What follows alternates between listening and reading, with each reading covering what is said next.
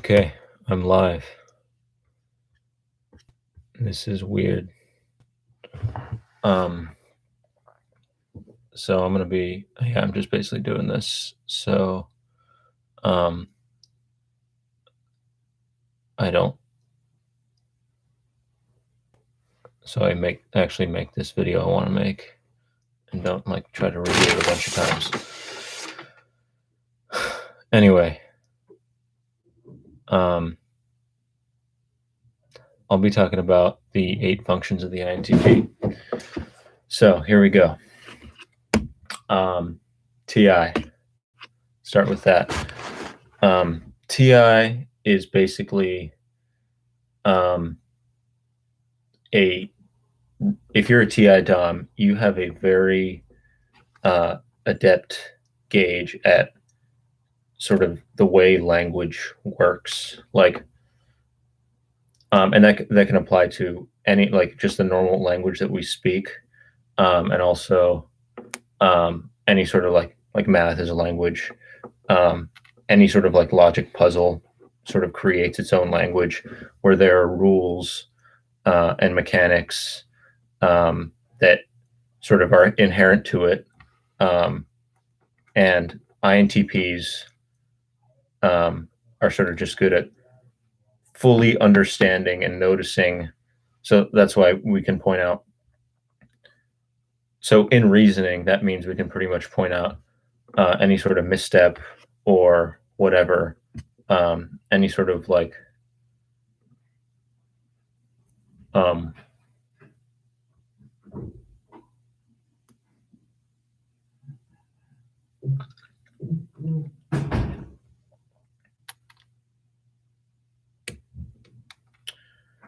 yeah, so basically think of any system in which there are predefined rules which are absolute, that are unquestionable. They're just there. They're the way they are by definition. INTPs can engage with that successfully, and that's, that doesn't really necessarily translate to the real world where things are less certain. I mean, it's a way, those, like, language is a way of sort of rendering the real world in a way where everything's absolute. If this, then that. When you're actually immersed in the real world, those things can be much less certain in a causal sense, which is why INTPs might have a much more difficult time with that. Like, for example, with FE, they might have a harder time. Like, there will be certain rules, but there's no absolute to them. It'll vary from case to case, and that can be that's where the uncertainty lies for the INTP, and that they have a much harder time dealing with that. But yeah, essentially, and so that works with reasoning and debate. Like, any point you make, an INTP can like look at like a specific, like every aspect of let's say a paragraph where you make an argument, and say which ones, and we'll have like tidbits and like can explain their reasoning for every single little thing. And you can say, and then that also translates in a different way to like some sort of like logic puzzle or something where INTP is just like and that's sort of like when you're the kid, like small INTPs, that'll be like the first place where their sort of TI dominance shows, is like stuff like that, before they, like, as they grow older, they get more embedded with the like linguistic conversational aspect of it. Okay, I'll move on from that to FI, which is, I'm going to talk about them in pairs because I think it's easier to talk about them that way. So the nuance with which you understand TI, if you're an INTP, I'm an INTP, by the way. I don't think I said that. It makes it so FI, it's like, FI is the sort of thing that sort of goes against everything, like the way you think about the world. It's kind of like, it's annoying that it has to be there, but it's still sort of there, kind of gets in the way. Like, you'll be trying to have a conversation where you're just like trying to look at the language and talk about a subject, but then there's all these like personal attachments that you might have to deal with, and like you might be making a point and you have to like clarify a certain thing. Um, I'm not saying this just so because like you might like affect someone else's FI, like someone else's like personal reaction to something when you're just trying to have a discourse. Um, However, at the same time, you like that it has a certain role sometimes, and like it can come into play in big decisions. It's not like your seventh function, your blind spot, where you're sort of completely ignorant. That, I mean, and that's why socionics calls it the role function. You know that it has its place um, at times, and you use it in those circumstances. So, for example, I've noticed, like when I meet, it takes me a while to figure out how I feel about something or my attitude towards something. Um, like friends, I've noticed I won't really have much of an opinion on someone I meet until like long into the friendship, maybe when it's established, and then I'll sort of have a moment of clarity when I really know, and that's sort of when I make the long-term decision of like, do I want to deal with this person or not? And like it's just sort of those extremes where it's like sometimes INTPs, they don't really get their own sort of personal things. Those don't dictate much, like our own like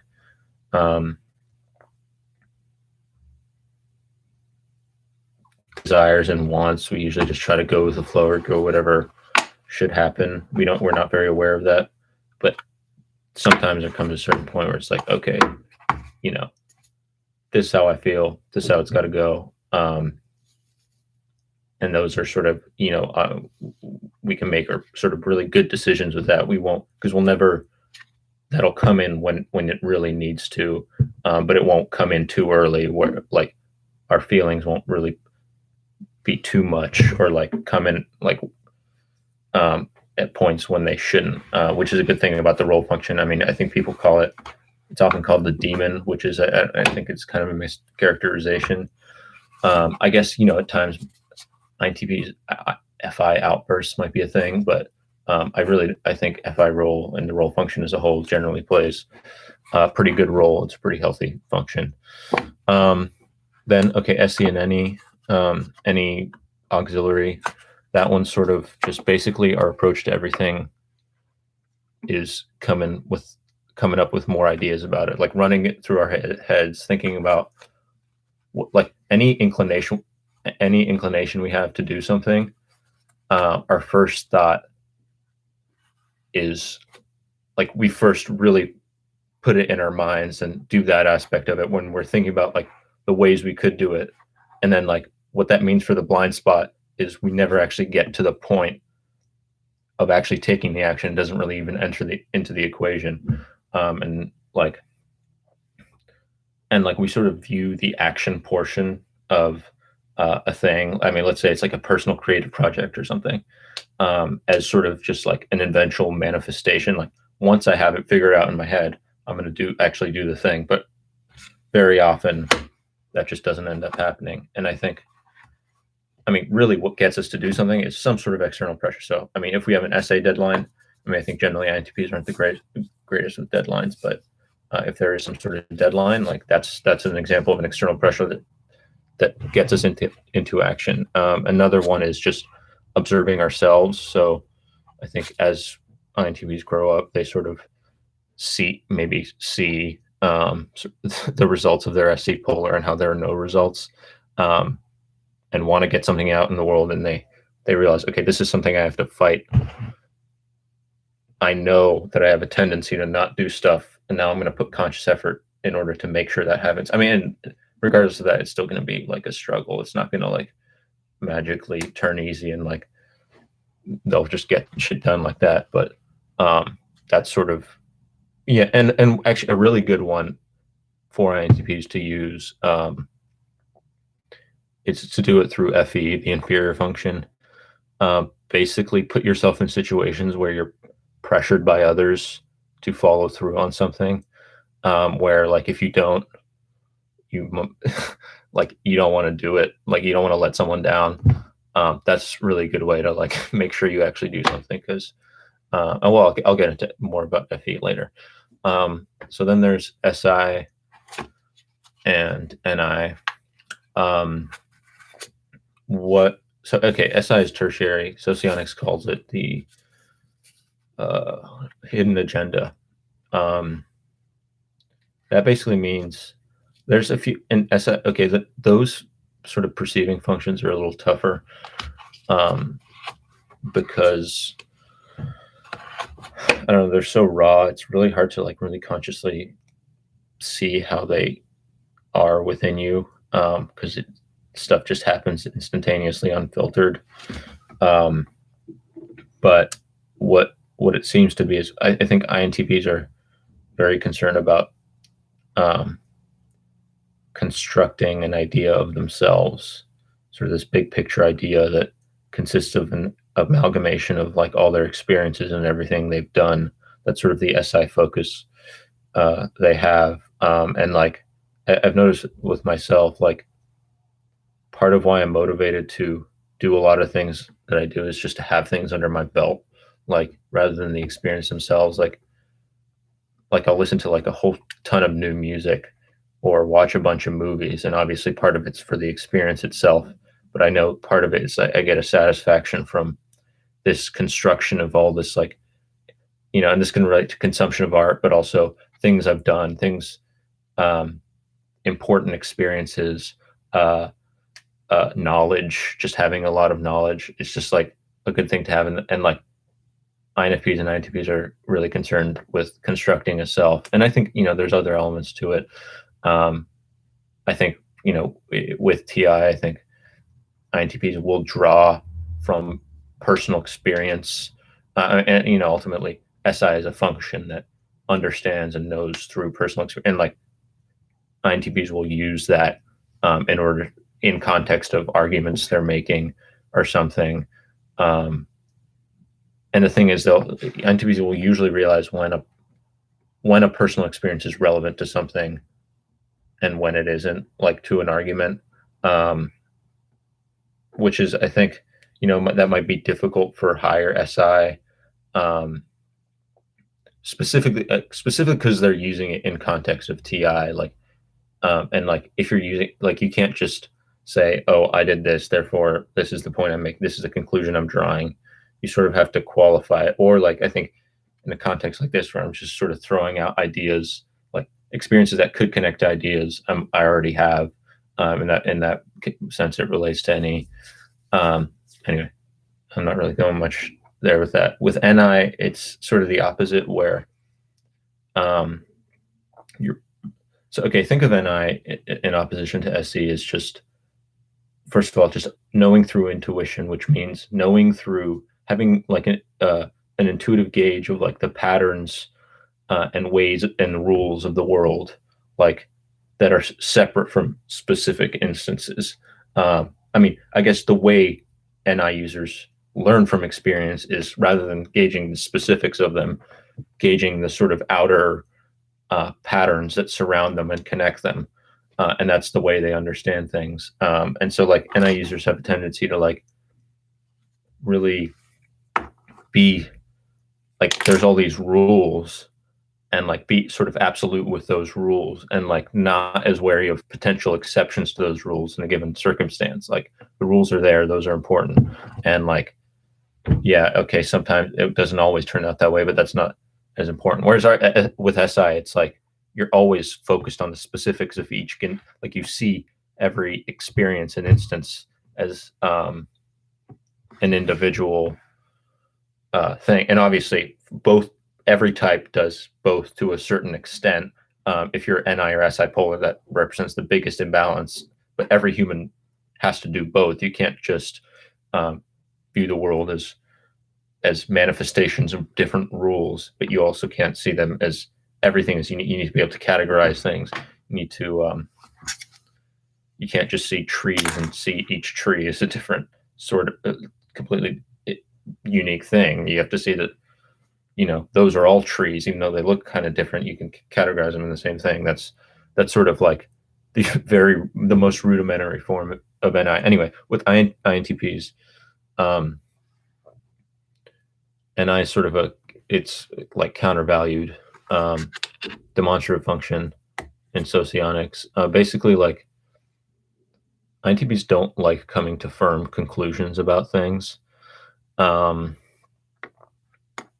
It sort of gets in the way of TI a bit, and like our approach to everything is thinking of new ways something could be wrong. And with TI, it's like everything's sort of qualified. We don't really like to give like a firm sort of conclusive answer about things, and we'll be very wary of any, like, we'll sort of understand the stock behind a certain generalized conclusion, and we generally might respect that, but then like in a given situation we won't be able to like apply that for ourselves. And it's like, okay, this is the way I've come to understand to be, this is the way I'm going to say it is here.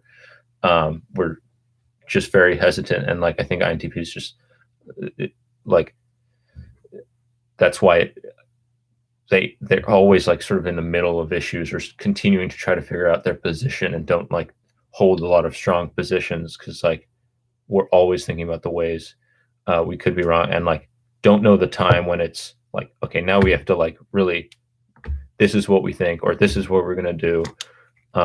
That's the right one. That's sort of, we sort of stray against that, even though NI, just the gauge aspect of NI is, pretty good for INTPs. And also, but it's called demonstrative in socionics because we understand that other people might expect that from us, and we might frame things that way. So like sometimes if someone wants an answer about something, we might just give a sort of conclusive, like full out answer, but in our heads we're sort of like, okay, but these are sort of different little like this is how we'd qualify that really, and it's more complicated than that. But okay, but I'm just gonna like say it's this way because that'll do, and that like that's the only thing that you'll listen to, basically. Yeah, pretty much. Or and especially like we don't have a great NI for our, like, let's say if like an INTP artist might struggle with like settling on a certain idea and committing to it, but when it's someone else's art, like someone is making something and wants our ideas on it, it doesn't really connect to our own SI really, and we're just like willing to be more like conclusive on like, okay, no, this is the way you should approach it, even when for ourselves, we might think that's a good option, but then we might be more considerate of other ones as well. So that's the SI dynamic. FETE. Yeah, FE inferior is basically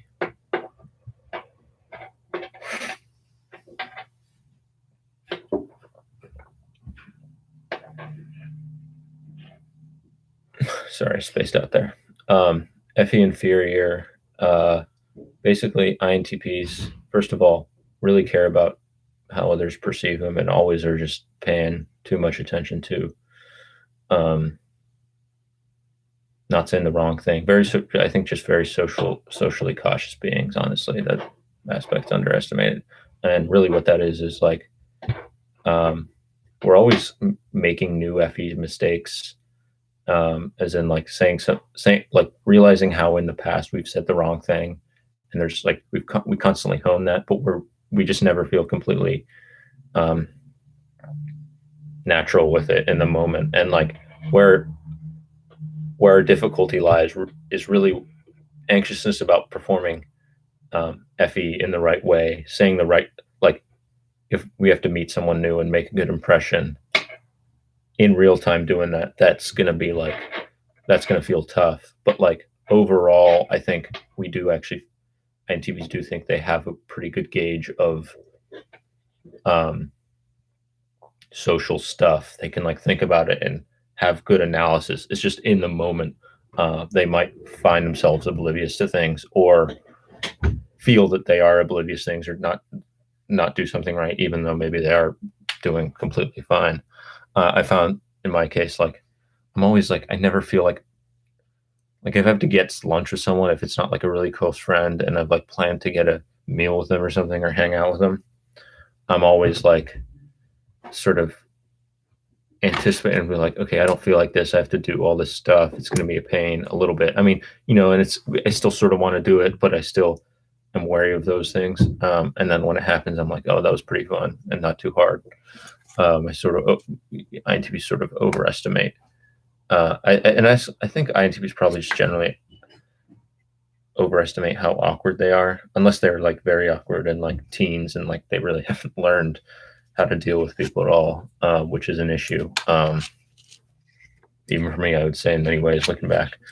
And I will probably view my current self that way in certain ways as well, as not really making the right social moves.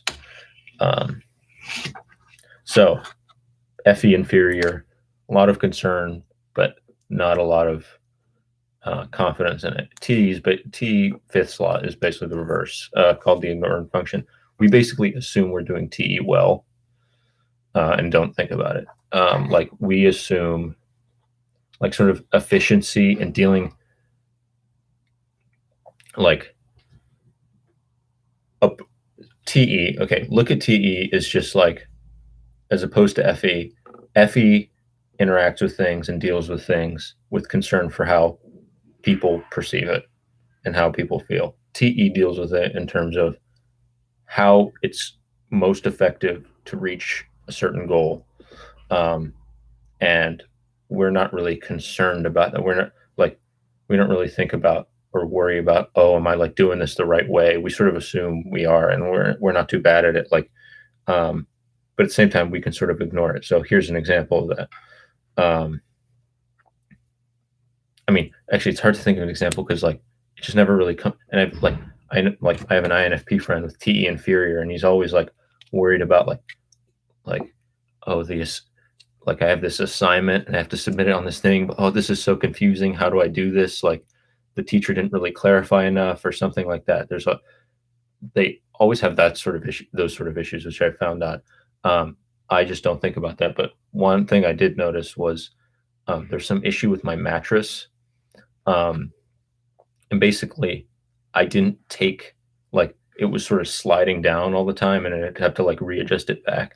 And what happened was I didn't really like I didn't take a TE approach to it and like solve the problem, which was like I didn't even think to do that for a really long time. And I was like suddenly like, you know what, this is like annoying me. This has been annoying me for a really long time. Why don't I just fix it? Like this is one of the things I need to fix. And then it was easy. I just like put a book on the other side, like a thick book, and it stopped doing that. It was like the easiest thing in the world.